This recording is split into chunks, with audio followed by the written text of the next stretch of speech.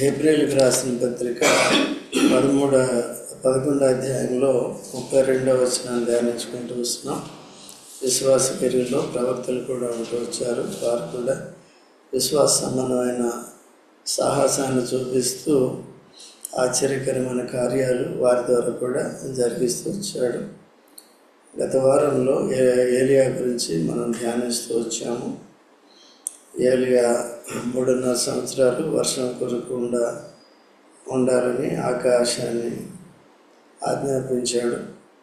తర్వాత భూమి ఫలించకుండా చేశాడు. తద్వారా ఆహాబుకి, పాపం చేస్తున్న ఇశ్రాయేలుకి బుద్ధి కలిగాలని, తిరిగి వారు మారుమనసు పొంది భక్తిలోకి రావాలని ఆ రీతిగా చేశాడు. తాను కూడా ఆ కరువుకి ఎఫెక్ట్ అయినప్పుడు దేవుడే తనను పోషించాడు. కాబట్టి ఎందుకంటే దేవుడు చెప్పినట్టుగా చేస్తున్నాడు, భక్తి కలిగి ఉన్నాడు, విశ్వాసం కలిగి ఉన్నాడు. కెరీత్ వాగు దగ్గర తన కాకోలములతో రోజు మటన్ పెట్టి పోషించాడు. తర్వాత కెరీత్ నీరు అయిపోయిన తర్వాత సారేపత్తు విధవరాల దగ్గరికి పంపించాడు. తాను విధవరాలు నాకేం పెడుతుందని అనలేదు, కానీ దేవుడు చెప్పాడు కాబట్టి వెళ్ళాడు. తర్వాత ఆమె దగ్గర ఇంత పిండి ఉంటే, ఇంత నూనె ఉంటే మొదట అప్పం చేసి నాకు పెట్టామంటే పెట్టింది. అప్పటి నుంచి కూడా పిండి తరిగిపోలేదు, నూనె తరిగిపోలేదు. తర్వాత తిరిగి భూమి పంట వచ్చే వరకు కూడా 3.5 సంవత్సరాలు తాను అద్భుతమైన రీతిగా పోషింపబడుతూ వచ్చింది. అలాగా ఏలియా 450 మంది బయలు ప్రవక్తలను కూడా సంహరించాడు. యెహోవా దేవుడని వారికి నిరూపించాడు. కాబట్టి ఒక్కడే. తర్వాత యెజబెలు భయపెట్టింది కాబట్టి కొద్దిగా భయపడ్డాడు. అయినప్పటికీ దేవుని దూత తను ధైర్యపరిచి ఒక రొట్టె తిని కొన్ని నీళ్లు తాగి 40 దినాలు శక్తినిచ్చి దేవుడు ప్రయాణం చేసేటట్టుగా కర్మేలకు తీసుకుని వెళ్తూ వచ్చాడు. సో ఇలాంటి సాహసమైన కార్యాలు ప్రవక్త అయిన ఏలియా ద్వారా జరిగించాడు. నేటి దినం మనం ఎలీషా గురించి చూద్దాం. ఎలీషా అంటే దేవుడే నాకు రక్షకుడు, దేవుడే నాకు రక్షకుడు. కాబట్టి దేవుడు యెహోవాయే రక్షకుడు. కనుక యేసుక్రీస్తు ప్రభు లోకానికి ఎలాగొచ్చాడు? రక్షకుడిగా వచ్చాడు. తన ప్రజలను వారి పాపము నుండి ఆయనే రక్షించిన కనుక ఆయనకి యేసు అని పేరు. ఇక్కడ మనుషులందరికీ కూడా రక్షణ అవసరం. ఈ లోకంలో ఉన్న ప్రతి మనిషికి కూడా రక్షణ అవసరం. రక్షణ దేనికంటే శరీరానికి కాదు. శరీరానికి ఆల్రెడీ తీర్పు తీర్చబడింది ఆదాములో. నిశ్చయముగా నీవు చచ్చెదవు అని చెప్పాడు. వాళ్ళు పాపం చేసి సావుకు లోనయ్యారు. ఆదాములో పుట్టిన మనమంతా కూడా ఈ శరీరం ఓటిగుంట లాంటిది అయిపోయింది. అంతలో కనపడి అంతలో మయమైపోయి ఆవిరి వంటిది అయిపోయింది. వికసించినప్పుడు పువ్వు అందంగా ఉంటుంది, దాన్ని త్రుంచినప్పుడు వాడిపోతుంది. వాడిపోయే పువ్వులాగా మన ఆదాం పాపం బట్టి మనం వచ్చాం. అయితే దేవుడు నిరంతరం ఉండే మన ఆత్మను రక్షించాలి. దేని నుండి అంటే నరకము నుండి రక్షించాలని యెహోవా, నేనే ఏలియా పేరులో యెహోవాయే రక్షకుడు అన్నదానికి గుర్తుగా యేసుక్రీస్తు ప్రభువే లోకానికి రక్షకుడిగా వచ్చాడు. రక్షకుడిగా రావాలంటే శరీరాన్ని ధరించి రావాలన్నమాట. అంతకుముందు పాత నిబంధనలో గొర్రె పిల్లల్ని, మేక పిల్లల్ని, పశువుల్ని వధించేవారు. అది కేవలం ముంగుర్తిగా ఉంది, సింబాలికల్గా ఉంది. అంతేగాని వాటిలో పరిహారం అనేది జరగదు.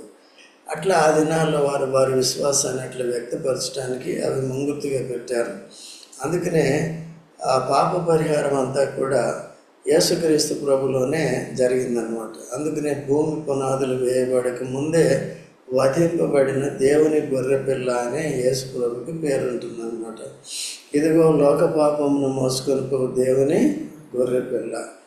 కాబట్టి మొట్టమొదటిగా ఆదాము అవ్వలు చేసిన పాపానికి శిక్ష ఆ జంతువుని వధించి వారి దిగంబరత్వాన్ని కప్పి వారి పాపాన్ని పరిహరించి దేవుడు చేసినప్పటికీ ఆ వధింపబడిన గొర్రె జంతువు ఎవరంటే యేసు ప్రభు అన్నమాట. అది కాబట్టి నూతన నిబంధనలో ఆ విధంగా వచ్చి అందుకనే ఒకే పాపం గురించి చనిపోయినట్టుగా యేసు ప్రభు ఉంటుంది.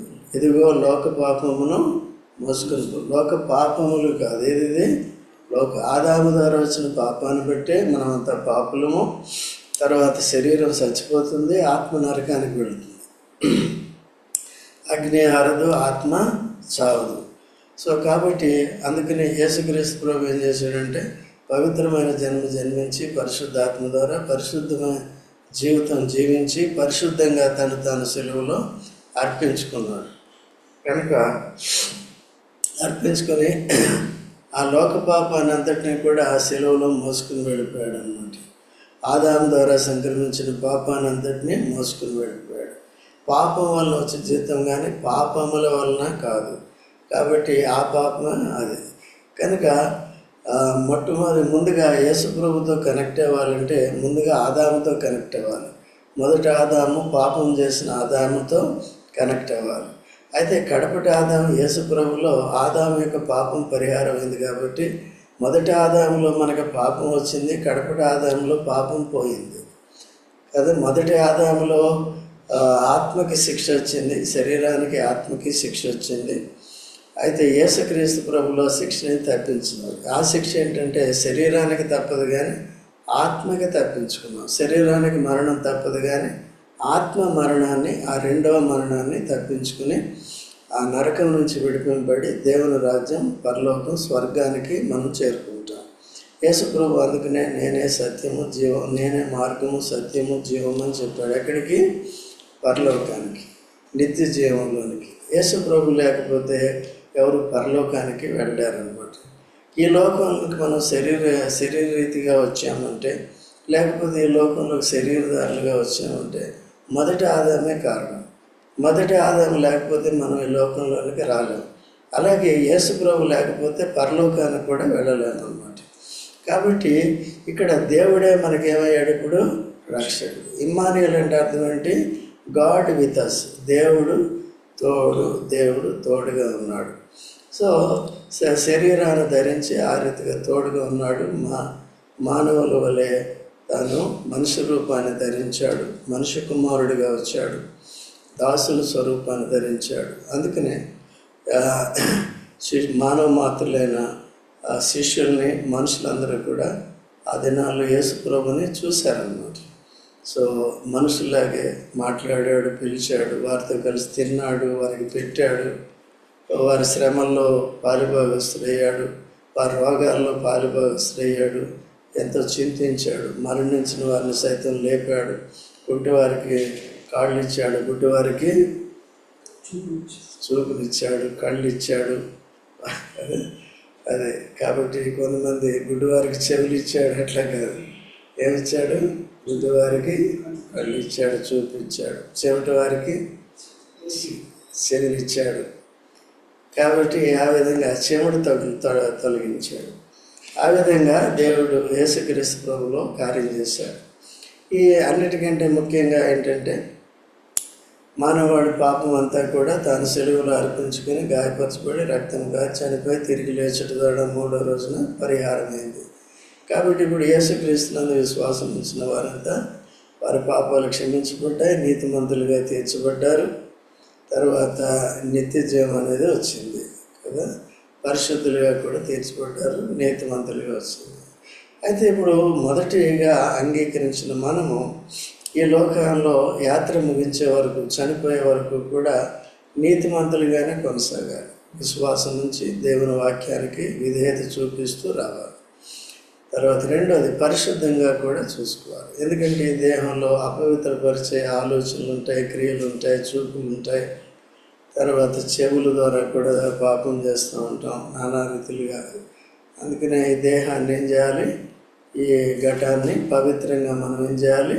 కాపాడుకోవాలి. సో అలాగే తర్వాత ఎలీషా ఇశ్రాయేలు దినాల్లో చేసిన పని ఏంటనేది మనం చూద్దాం. చూడండి, మొదటి రాజులు 19వ అధ్యాయము, 19వ అధ్యాయం ఎన్నో వచనం, 17 నుండి చదవండి. అజాయేలు యొక్క ఖడ్గము తప్పించుకుని వారిని యెహూ హతము చేయును. యెహూ యొక్క ఖడ్గము ఆయన అరకలు అదొకటి చెప్పు. ఏలియా అచ్చటి నుండి పోయిన తర్వాత అతనికి షాఫాతు కుమారుడైన ఎలీషా కనబడెను. అతడు తన ముందరనున్న 12 అరకల ఎడ్ల చేత దుక్కి దున్నించుచు 12వ అరక తాను తోలుచుండెను. ఏలియా అతని చేరబోయి తన దుప్పటి అతని మీద వేయగా అతడు ఎడ్లను విడిచి ఏలియా వెంట పరిగెత్తి, నేను పోయి నా తల్లిదండ్రులను ముద్దు పెట్టుకొని తిరిగి వచ్చి నిన్ను వెంబడించదని చెప్పి అతన్ని సెలవడగా, అతడు పోయి రమ్ము, నా వలన నీకు నిర్బంధం ఏమీ లేదని చెప్పాను. చూసారండి, ఇక్కడ ఏలియా చూడండి, ఆయన చాలా ఆస్తిపరుడు. ఆయనకి 12 అరకలు దున్నే పొలం ఉందంటే కూడా చాలా పెద్దది, బాధ్యత కలిగి ఉన్నాడు, పని కలిగి ఉన్నాడు. తర్వాత ఆయన ఆఖరిగా ఉన్నాడు కదండి, లీడింగ్లో లేడు. ఎక్కడ ఉన్నాడండి? అది కాబట్టి ఆఖరిగా ఉన్నాడు, తాను తగ్గించుకునేవాడిగా ఉన్నాడు. తర్వాత పని జాగ్రత్త కూడా, ముందున్న వారిని ఏ విధంగా చేస్తున్నారు అనేది కూడా ఈయనకి అర్థమవుతుందన్నమాట. కాబట్టి లీడర్ అంటే ముందుండి వెళ్ళిపోతే వెనకేం చేస్తున్నారో వస్తున్నారో లేదో తెలియదు. కొన్నిసార్లు మనం పిల్లల్ని తీసుకుని వెళ్ళేటప్పుడు ముందుకు వెళ్ళిపోతే వెనక వస్తున్నారో లేదో మనకి తెలియదు. కొంతమంది భర్తలు ఏం చేస్తారంటే, వాళ్ళు కొద్దిగా కాళ్ళు చేతులు బాగా పనిచేస్తాయి కాబట్టి ముందు పరిగెట్టుకుంటూ వెళ్ళిపోతారు. ఈమె ఎక్కడో ఉండిపోతుంది. కొన్నిసార్లు తప్పిపోతూ ఉంటారు కదండి. కొన్నిసార్లు బైకుల మీద, స్కూటర్ల మీద వెళ్ళేటప్పుడు వైఫ్ వెనక ఎక్కుతుంది. కొన్నిసార్లు ఎక్కకుండానే వెళ్ళిపోతాను. నేను కూడా 2-3 సార్లు ఆంటీని వదిలేసి వెళ్ళిపోయాను. నేను ఎక్కింది అనుకున్నా, ఎక్కకుండానే ఏమైపోయింది, వెళ్ళిపోయాను. మీరు కూడా అట్లా చేసి ఉంటారా? అది అందుకని వెనక్కి కూడా మనం ఏం చేయాలి, వెనక చూపు కూడా ఉండాలి. కనుక ఈ విధంగా అటువంటి వాడు వెంటనే దేవుడు ఏంటంటే, నీ తర్వాత ఏలియాని ఏర్పరచుకున్నామని చెప్పినప్పుడు, నీ పరిచర్య చేయటానికి ఎలీషాని ఏర్పాటు చేసుకొని దేవుడు తనకి చెప్పినప్పుడు, అప్పుడు ఎలీషా దగ్గరికి తాను వెళ్ళాడు. వెళ్ళిన తర్వాత రమ్మని చెప్పాడు. నా దుప్పటి నీ మీద కప్పుతాను రా అంటే, నా పరిచర్య నువ్వు పొందబోతున్నావు రా అంటే, దేనికి విలువిచ్చాడు? తన పొలానికి ఇవ్వలేదు, తన పనికి ఇవ్వలేదు, తర్వాత ఇంక దేనికి కూడా ఇవ్వలేదు. ఒక్కటి అడిగాడు ఏంటంటే, నా తల్లిదండ్రులకి ముద్దు పెట్టుకుని అందుకే వాళ్ళకి చెప్పేసి నేను వస్తాను. తనకు తెలుసు తన తల్లిదండ్రులు కూడా దేవుని విషయంలో ఆటంకపరచరని తనకు తెలుసు. కొత్త నిబంధనలో అందుకనే కొద్దిగా యేసుక్రీస్తు ప్రభు కఠినమైన మాటలు చెప్తూ వచ్చాడు. పిలుపుకి లోపడాలి అంటే దేవుని పిలుపుకి ఎలా చేస్తారనే విషయాలు చెప్తూ వచ్చాడు. చూడండి, లూకాసు వార్త త్వరగా చూడండి. లూకాసు వార్త 9వ అధ్యాయము 57వ వచనం చదవండి. 9వ అధ్యాయము 57 నుంచి చదవండి. వారు మార్గంలో వెళ్ళుచుండగా ఒకడు ఎక్కడికి వెళ్ళినను నీ వెంట వచ్చేదనని ఆయనతో చెప్పెను. అందుకు యేసు, నక్కలకు గొర్రెలను ఆకాశ పక్షులకు నివాసములను కలవు గాని మనిషి కుమారునికి తలవాల్చుకొనుటకైనను స్థలం లేదని అతనితో చెప్పెను. చూసారు, ఒకడు వచ్చి ఏం చేశాడంటే, నేను నిన్ను వెంబడిస్తాను అంటే, నక్కలకు గొర్రెలు ఉన్నాయి, ఆకాశ పక్షులకు నివాసాలు ఉన్నాయి, మనిషి కుమారుడు నాకే తలవాల్చుకోవడానికి స్థలం లేదు. మరి నేను ఎక్కడుంటే అక్కడ ఉంటావా? నేను అడుగులో ఉంటే అడుగులో ఉంటావా? రోడ్ల మీద ఉంటే రోడ్ల మీద ఉంటావా? నేను కొన్నిసార్లు 3 రోజులు నాకు భోజనం ఉండదు. కొన్నిసార్లు నాకు ఉపవాస ప్రార్థన చేశానంటే 40 దివారాత్రం ఉండదు భోజనం. ఉండగలవా?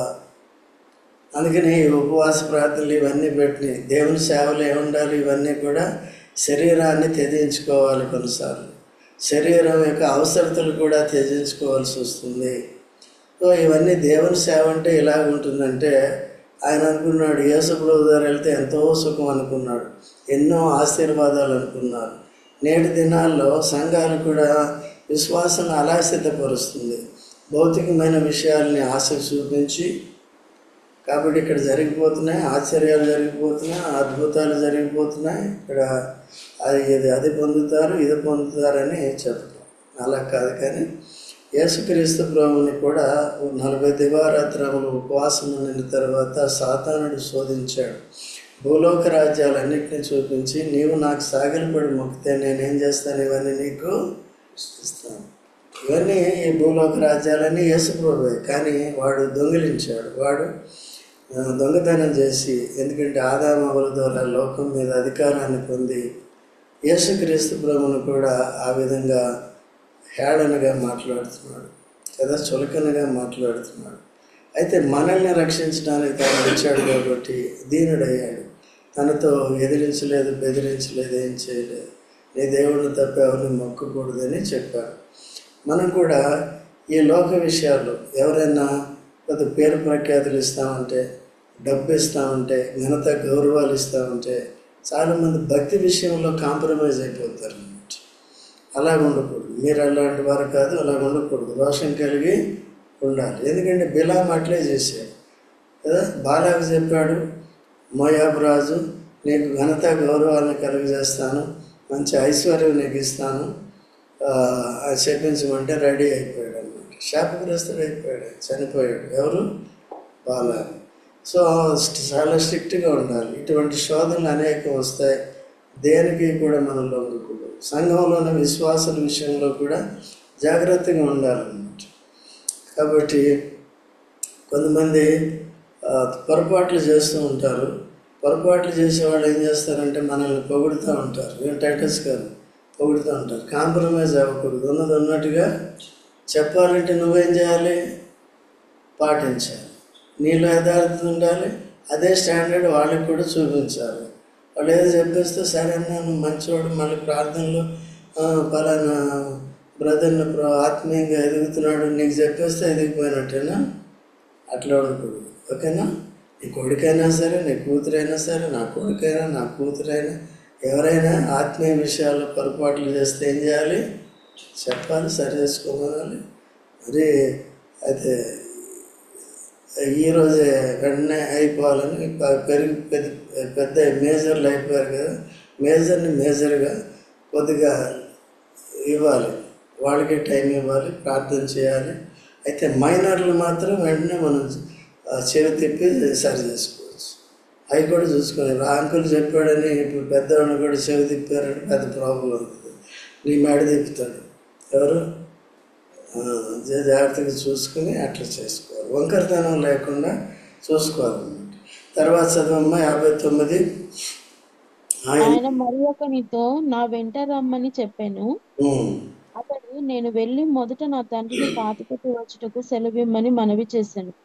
ఇక్కడ ముందు ముందు ముందు అతను ఏం చేశాడంటే తన సుఖాలు కోరి ఏం చేశాడంటే నేను వస్తానని తాను సేవ కల్పించుకుంటానని అనుకున్నాడు. రెండో వాడిని యేసుప్రభువే పిలిచాడు. పిలిస్తే నా వెంట రమ్మని చెప్పాడు. అతను నేను వెళ్ళి మొదట నా తండ్రిని పాతి పెట్టి వచ్చుటకు. అయితే నా తండ్రి చనిపోయాడు, ఆయన పాతి పెట్టి వస్తాను ఏమన్నాడు మరి?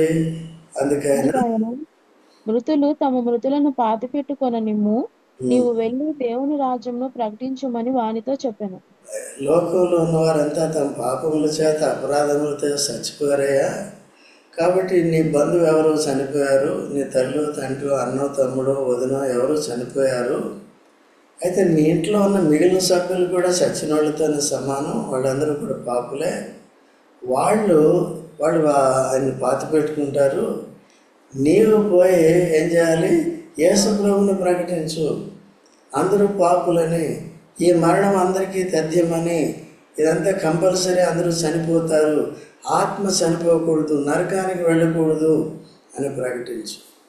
లేకపోతే మీ ఇంటికి వెళ్ళి ఆ మిగిలిన వారితో ప్రకటించు. చూడండి ఇర్మియా గ్రంథం 10వ అధ్యాయం 22వ వచనం. ఇర్మియా 22:10. ఇర్మియా గ్రంథం 22:10. చనిపోయిన వాని గురించి ఏడవద్దు అమ్మా, చనిపోయిన వాని గురించి వాని గురించి ఏడవద్దు. వాని గూర్చి అంగలార్చవద్దు, అంగలార్చవద్దు. వెళ్ళిపోవచ్చున్న వాని గూర్చి బహురోధనము ఇది చేయుడి. దేవుని రాజ్య ప్రకటన. ఇది చచ్చిపోయిన వాడి గురించి, అనుకున్న వాటిని అయిపోయింది మనం వెనక్కి తీసుకురాలి. అందుకనే దావీదు కూడా అన్నాడు, పాపంలో పుట్టిన బిడ్డ చచ్చిపోతే ఈయన హాయిగా స్నానం చేసి దేవాలయానికి వెళ్ళి దేవుని స్తుతించి భోజనం చేస్తాడు, రాజభోజనం.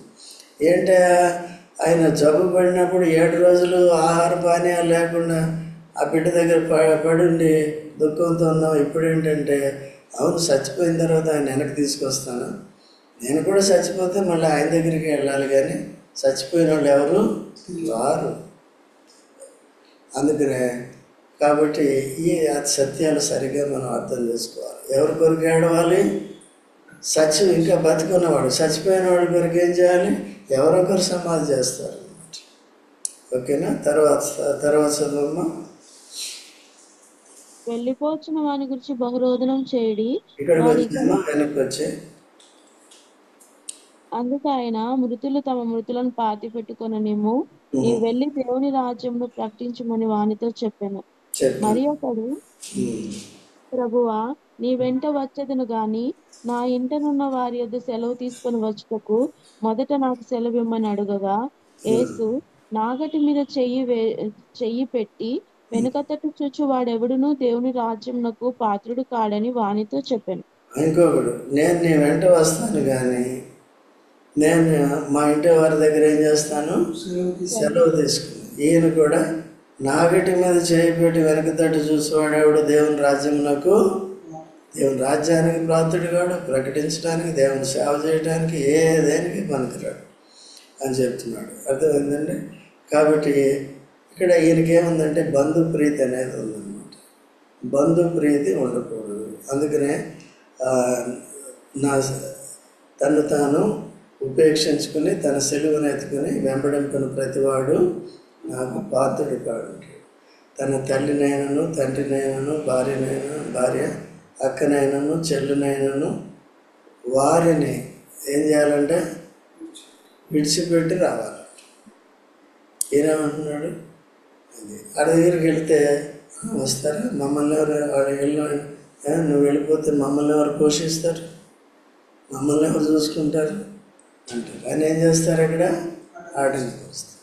మనం కూడా ఇక్కడ మనకి దేవుని సేవ ఇచ్చాడనుకో, ఇంట్లో కూడా ఇవే అభ్యంతరాలు ఉంటాయి. ప్రబలకి అంటారు, అంకులు ఈ పని ఉంది తీసుకురావాలి, అది అప్పుడే వెళ్ళు అంటారు. కొడుకు అంటాడు, కూతురు అంటారు, వీళ్ళు అందరూ అంటారు. అంతేనా? సో అందుకనే ఏం చేయాలి? ముందుగానే ఏమైనా పనులు ఉంటే చేయించుకోవాలి. అంతేగాని మీటింగ్ టైంకి వాళ్ళకి స్ట్రిక్ట్గా ఇన్స్ట్రక్షన్స్ ఇవ్వాలి. 5 నిమిషాల ముందే ఉండాలి సేవ చేయాలంటే. అర్థమైందా? పిలుపు దేవుని సేవ చేయాలంటే ఇవి కండిషన్. చేయగలవా లేదా చూసుకోవాలి. చేయగలగాలంటే ఏం చేయాలి? వాళ్ళకి దేనికి ఎవరికి ఇవ్వాలి ప్రాధాన్యత? యేసు ప్రభు చెప్పినట్టే సేవ చేయాలి. ఓకే.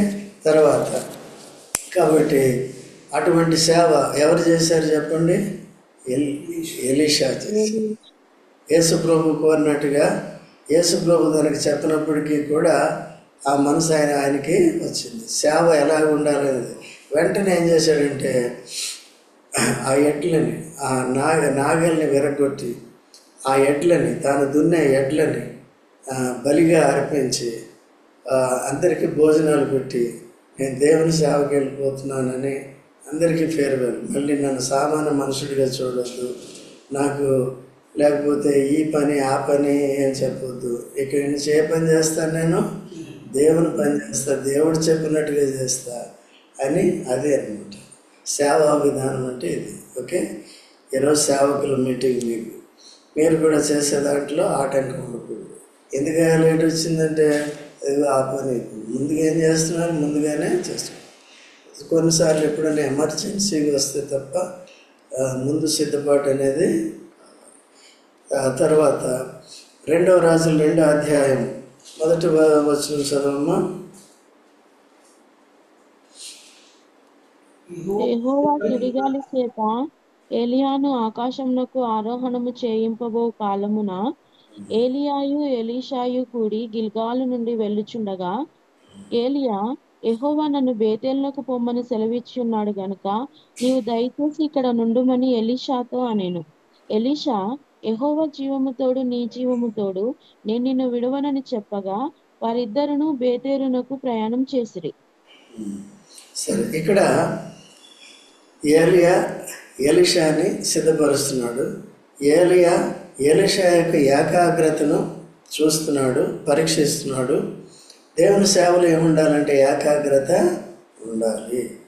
ఏమి ఏకాగ్రత అంటే నేను వెళ్ళిపోతాను, నేను వెళ్ళిపోయిన తర్వాత నా బాధ్యతలు నీవే స్వీకరించాలి కనుక ఇక్కడ పరీక్షిస్తున్నాడు అన్నమాట. ఏమని ఎలీషాయు కూడి గిల్గాలు నుండి ఎక్కడ స్టార్ట్ అయింది వీళ్ళ ప్రయాణం? గిల్గాల్ అంటే అర్థం ఏంటి? దొరలింపబడుట. యేసుక్రీస్తు ప్రభు చనిపోయి తిరిగి లేచిన తర్వాత ఆ బండ సమాధి నుండి ఏమైంది? దొరలింపబడింది. యేసు ప్రభుని అంగీకరించిన వెంటనే మన పాపం దొరలింపబడింది. మన పాపపు అవమానము, లోకపు అవమానము దొరలింపబడింది. దేవుని ప్రజలమయ్యాము. అంటే అక్కడ రక్షణతో మన దేవుని యొక్క వెంబడింపు, దేవుని వెంబడిస్తున్నాను అనేది ఎక్కడ? గిల్గాలతో ఆరంభమవుతుంది, రక్షణతో ఆరంభమవుతుంది. ఇక్కడ కూడా ఎక్కడ ఆరంభమైంది? ఎలీషాది. అక్కడ ఎలీషాను ఎలీషా వెంబడించడం మొదలైంది. ఎలీషా యేసు ప్రభు గుర్తుగా ఉన్నాడు. ఎలీషా సంఘానికి గుర్తుగా ఉంది. ఇండివిజువల్గా మనలో ఒక్కొక్క విశ్వాసికి గుర్తుగా ఉన్నాడు. ఎక్కడ ఆరంభం కావాలి మనది? కొంతమంది రక్షణ ఉండదు. నేను నమ్మానంటారు, బాప్తిజం తీసుకోవాలి, మారు మనసుకు అయిన ఫలం కనపడదు కదా. ఈ దినాల్లో మరీ ఎక్కువైపోయింది అనమాట. సో అలా లేకుండా చాలా జాగ్రత్తగా ఉండాలి. ఎక్కడ ఆరంభం కావాలి? గిల్గాలు. రక్షణలో ఏముంటుంది? మారు మనసు, విశ్వాసము, బాప్తిజం. తర్వాత అక్కడి నుంచి వెళుచుండగా ఏలియా ఏమని చెప్పాడు? యెహోవా నన్ను బేతేలుకు. ఎవరు చెప్పారు? ఏలియా తనంతటి తానే వెళ్ళాడా? ఎవరు చెప్పారంటే? రక్షణ పొందిన తర్వాత దేవుడు ఏమని చెప్తాడు విశ్వాసులకి? సినిమాలకి వెళ్ళంటాడా? లేదా అదే మార్కెట్ ఏమంటారు, కూరగాయలు రైతు బజార్కి వెళ్ళమని చెప్తాడా? ఎక్కడికి వెళ్ళాలి? లేదా పండుకోమని చెప్తాడా? మరి ఎంతమంది అట్లా చేస్తున్నారండి? ఇది బేతేలు అంటే అర్థం ఏంటి? దేవుని మందిరం. దేవుని మందిరంకి వెళ్ళండి. ఈరోజు నియామక కూడిక ఉంది, ఈరోజు ఉపవాస ప్రార్థన ఉంది. వెళ్ళండి, టైంకి వెళ్ళండి, పాటలు పాడండి, వాక్యం వినండి, ప్రార్థన చేయండి, ముందు ఆరాధన చేయండి. లేకపోతే వేరే వాళ్ళు చేస్తుంటే వినండి. వాళ్ళ మనసులో దేవుని వాక్యం ఎలా ఫలించుతుందో అర్థం చేసుకుని అలా మీరు కూడా ఫలించండి అనే దానికి ఇదన్నమాట. దేవుడు చెప్పినట్టుగా ఏలియా ప్రవర్తించాడు. ఏలియా ప్రవర్తించినట్టుగా ఎవరు ప్రవర్తించాలి? దేవుడు చెప్పినట్టుగా యేసుప్రభు ప్రవర్తించాడు. యేసుప్రభు చెప్పినట్టుగా మనం సంఘం మనం ప్రవర్తించాలి. ఎందుకు? మనం ఎవరి శిష్యులు? యేసుప్రభు. తర్వాత బేతేలులో ఉన్న ప్రవక్తల శిష్యులు ఎలీషా యొద్దకు వచ్చి, నేడు యెహోవా నీ యొద్ద నుండి నీ గురువును పరమునకు తీసుకొని పోవునని నీవెరుగుదువా అని ఎలీషాను అడుగుగా అతడు, నేను ఎరుగుదును, మీరు ఊరకుండుడనెను. చూసారు, ఇక్కడ డైవర్షన్స్ వస్తున్నాయి అన్నమాట.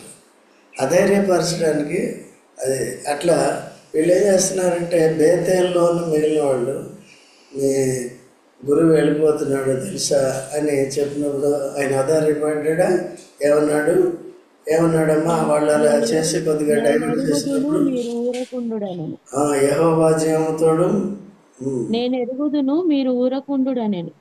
నేను ఎరుగుదును, మనం ఎరగాలి. లేకపోతే ఎవరు చెప్పినట్టుగా వాళ్ళు చెప్పి బలహీనం అయిపోతాం. ఎవరు చెప్పింది మాట, వాళ్ళు చెప్పిన మాటలు వింటే ఏమవుతామండి? డైవర్ట్ అయిపోతాం. జాగ్రత్తగా ఉండాలి. వాళ్ళు శిష్యుల్లాగే కనపడుతున్నారు. వారు శిష్యులే, బేతేల్లో ఉన్నవారే. బేతేల్లో ఉన్నవారు అట్లా ప్రవర్తిస్తారా? ఏం చేయాలి? పరలోకానికి వెళ్ళేటట్టుగా సిద్ధపరచాలి. యేసుని వెంబడించేటట్టుగా ప్రోత్సహించాలి. తర్వాత పిమ్మట ఎలీషా, యెహోవా నన్ను ఎరికోకు పొమ్మని సెలవిచ్చి ఉన్నాడు గనుక నీవు దయచేసి ఇక్కడ ఉండుమని ఎలీషాతో అనగా అతడు, యెహోవా జీవము తోడు నీ జీవము తోడు నేను నిన్ను విడువనను గనుక వారిద్దరూ యెరికోకు ప్రయాణం చేసిరి. చూసారండి ఈయన ఏకాగ్రత ఎంత చక్కగా ఉందో. ఎక్కడ స్టార్ట్ అయింది వీరిది ప్రయాణం? గిల్గాల్. తర్వాత ఎక్కడికి వెళ్ళింది? బేతేల్. తర్వాత ఎక్కడికి వెళ్ళింది? ఎరికో. ఎరికో తర్వాత ఎక్కడికి వెళ్ళింది? యోర్దాన్. తర్వాత ఏమైంది? ఆయన ఆరోహణం వెళ్ళిపోయాడు, మార్పు చెంది. ఈయన ఏం చేశాడు? ఆయన దుప్పటి ఈయన మీద ఉందా? వెళ్ళిపోతున్నప్పుడు కూడా ఇటు అటు చూడద్దు. ఎవరిని చూడాలి?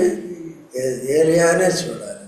అట్లాగే చూస్తాడు. వీడు వచ్చి ఇక్కడ పెట్టి కూర్చుంది, అది ఇంకోటి చేసింది, ఇటాడు డైవర్ట్ అవ్వలేదు. ఇక్కడ డైవర్ట్ అవ్వలేదు, గిల్గాల్లో డైవర్ట్ అవ్వలేదు, బేతేల్లో డైవర్ట్ అవ్వలేదు. ఎరుకో అంటే తిరిగి లోకంలోకి వెళ్ళాలి. మీరు మందిరం అయిపోయిన తర్వాత మీ లోకపు ఇంట్లోకి వెళ్తారు, సొసైటీలోకి వెళ్తారు. మరి అక్కడ వాళ్ళకి మారిపోతారా? మరి ఈ ఏకాగ్రత అనేది అంతవరకు ఉండాలి. ఎరుకోలో ఉన్న దగ్గర సువార్త ప్రకటించాలి.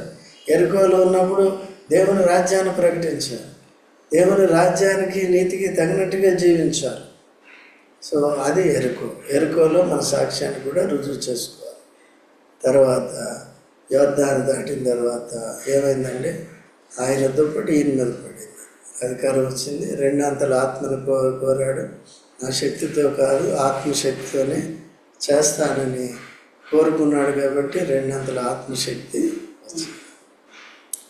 వెంటనే ఆత్మశక్తి వచ్చింది, రుజువైపోయింది. సో తర్వాత ఏలియా వెళ్ళిపోయాడు. తర్వాత పిల్లలు ఏం చేశారంటే, కొంతమంది పిల్లలు బోడివాడ అని వెక్కిరించారు. వెంటనే ఎలుగుబంట్లు వచ్చేసి ఏం చేసిన పిల్లలందరినీ తినేసినాయి. కింద ఉంటుంది 24 చదువు. అతడు వెనుకకు తిరిగి వారిని చూచి యెహోవా నామమును బట్టి వారిని శపించాను. అప్పుడు 2 ఆడ ఎలుగుబంట్లు అడవిలో నుండి వచ్చి వారిలో 42 బాలులను చీల్చి. ఎంతమంది అంటే ఏకంగా 42. ఒకటే ఎంత హేళన చేశారు. నేటి దినాల్లో యేసు ప్రభువుని కూడా అట్లా నిందించిన వారంతా కూడా, ఎప్పుడే నిందించిన వారు కూడా యాక్సెప్ట్ చేస్తే, యేసు ప్రభువుని మారుమనసు పొందితే, బుద్ధి వస్తే సరే క్షమాపణ పొందుతారు. లేకపోతే అటువంటి పరిస్థితి వస్తుంది. 42 మంది 2 ఎలుగుబంట్లు వచ్చినాయి, చీల్చేసి చంపేసి. అక్కడి నుంచి ఏలియా పరిచర్య ఇంకా ఉంది. మనకు టైం లేదు కాబట్టి ఎప్పుడైనా మళ్ళీ ఆయా వాక్యాలు చదువుకున్నప్పుడు మనం చదువుకుందాం. కాబట్టి మనం కూడా ఏం చేయాలి? యేసుక్రీస్తు ప్రభు చెప్పినట్టుగా యేసు ప్రభుని మనం వెంబడించాలి. ఈ మాదిరిలన్నీ మనకున్నాయి. ఏలియాని వెంబడించినట్టుగా మనం కూడా వెంబడించాలి. గిల్గాల్లో మన ఆత్మీయ జీవితం ఆరంభమైంది. బేతేలు లోకం 2. ఈ రెండిట్లో మనం లోకంలో సాక్షులుగా ఉండాలి. బేతేల్లో ఆత్మ సంబంధమైన సేవ చేయాలి, యాజక ధర్మం చేయాలి, వాక్యాన్ని నేర్చుకోవాలి, సరిదిద్దుకుంటూ ఉండాలి, సువార్త పరిచర్య చేయాలి. తర్వాత యోర్దాను అనుభవం ఏంటి అంటే, ఈ శరీరం చచ్చిపోతుంది, ఆత్మ ఏలియా వలె పరలోకానికి, అది ఫైనల్ అన్నమాట. యోర్దాను అనుభవం ఏంటి? శరీరం చచ్చిపోతుంది, అప్పుడు ఆత్మ బయటకు వస్తుంది, రక్షణ పొందాం కాబట్టి పరలోకానికి వెళ్ళిపోతుంది. ప్రార్థన చేసుకుందాం.